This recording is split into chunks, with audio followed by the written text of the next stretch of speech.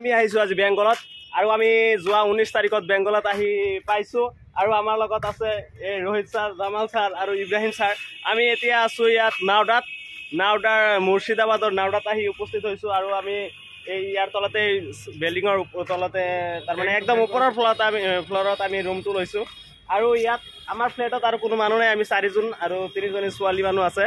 এতিয়া আমি ইয়াত আজি যেহেতু আমাৰ আজি পৰীক্ষা নাই, আজি বন্ধৰ দিন, সেইকাৰণে আমি ইয়াত আড্ডা মাৰিলোঁ আৰু আড্ডা মাৰি আমি বহুত সুন্দৰ লাগিল, ভাল লাগিল আৰু কোনেও নাই, আমি আছোঁ এইটো ফ্লেটত। আৰু আপোনালোকৰ এই বেংগলত আহি কেনেকুৱা লাগিল জনাব। একেবাৰে ইমান ভাল লাগিছে, সঁচা কথা ভাবিছিলোঁ ইয়াত ইমান আমৰ বাগান, ভাবিছোঁ আম খাম, কিন্তু লাষ্টত দেখা গ'ল যে ইয়াৰ যিবিলাক কলেজ আছে সেই কলেজবিলাকৰ এজন প্ৰফেচৰৰ পৰা আৰম্ভ কৰি প্ৰিন্সিপাললৈকে সকলোৱে বিৰি খায়। আৰু আমি যিখন বিল্ডিঙত আছোঁ এই বিল্ডিঙৰ তলত ষ্টেট বেংক আছে আৰু বহুত মানুহ আছে, তেওঁলোকে প্ৰত্যেকজন গেটমেনৰ পৰা আৰম্ভ কৰি সকলোৱে তাৰমানে বিৰি ইমান জনপ্ৰিয়, সকলোৱে বিৰি খায়। সেই হিচাপত আমিও একে বহাতেই আজি এক পেকেট বিৰি খাই শেষ কৰি পেলাইছোঁ।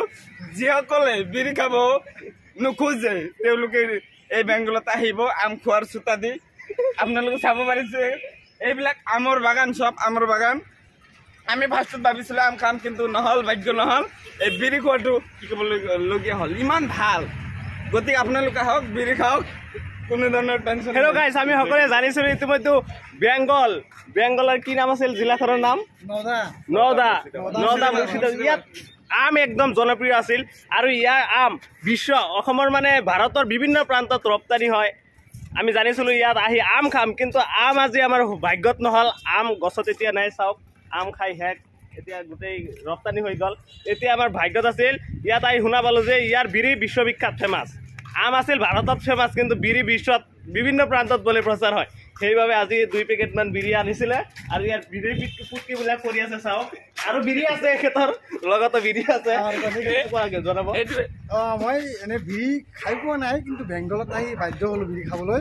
কিন্তু বিৰি খাই ইয়াত এটা এক্সপিৰিয়েঞ্চ হ'ল, মানে কি মোৰ উট দুটি মানে পুৰাই আছে আৰু পুৰাই জ্বলি আছে, বুজি পাইছে?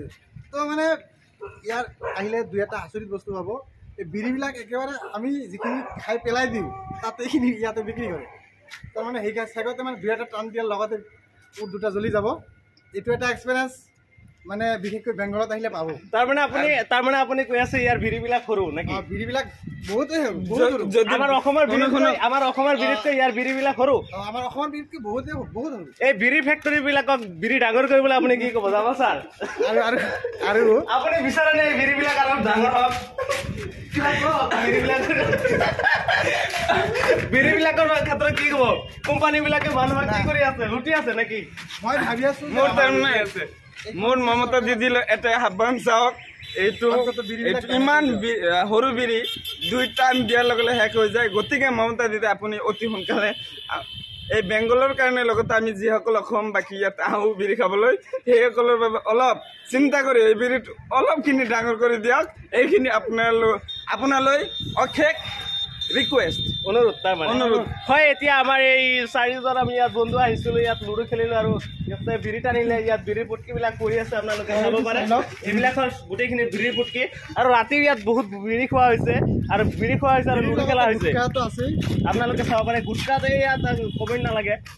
গুটকা হলা বিশ্বৰ ভিতৰত 1 নম্বৰ পজিশ্যনত আছে আৰু চৰকাৰেও যিহেতু আমাক গুটকা খাবলৈ বহুত কাকতি মিনতি কৰে, কাৰণ গুটকাৰ পৰা তেওঁলোকে বহুত টেক্স পায় আৰু সেই টেক্সৰ পৰা আমাৰ ভাৰত তথা বিশ্বৰ বিভিন্ন প্ৰান্ত উন্নতি হৈ আছে। আৰু ইয়াত স্কুল চাওক আৰু এই গোটেই যি দোকান আছে, গোটেই দোকানত আপুনি বিৰি পাবই। আপুনি বেলেগ বস্তু নাপালেও গাখীৰ, মাছ, মাংস যদি নাপায়, বিৰি কিন্তু সব দোকানতে আপোনালোকে পাব। আৰু এই বিৰি বিশ্বৰ ভিতৰত বিভিন্ন প্ৰান্তত ৰপ্তানি হয় আৰু এই বিৰি বেংগলত বহুত ফেমাছ। গতিকে আজি আৰু কি ক'ব জামাল ছাৰ? মমতা দিদিক কিবা কওক, বিৰিবিলাক ডাঙৰ কৰাৰ বাবে এজনে আমাক ৰিকুৱেষ্ট কৰিছে।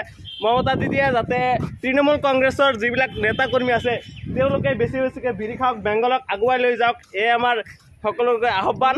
আৰু বিৰিবিলাক যাতে অলপ ডাঙৰ হয় তাৰ বাবে আমাৰ অসমৰ যিবিলাক মানুহ আহিছে বিৰি খাবলৈ, আম খাবলৈ আহিছিল, বিৰি খাব লগা হ'ল, তেওঁলোকে বিৰিবিলাকৰ চাইজটো অলপ ডাঙৰ কৰিবলৈ অনুৰোধ জনাইছে।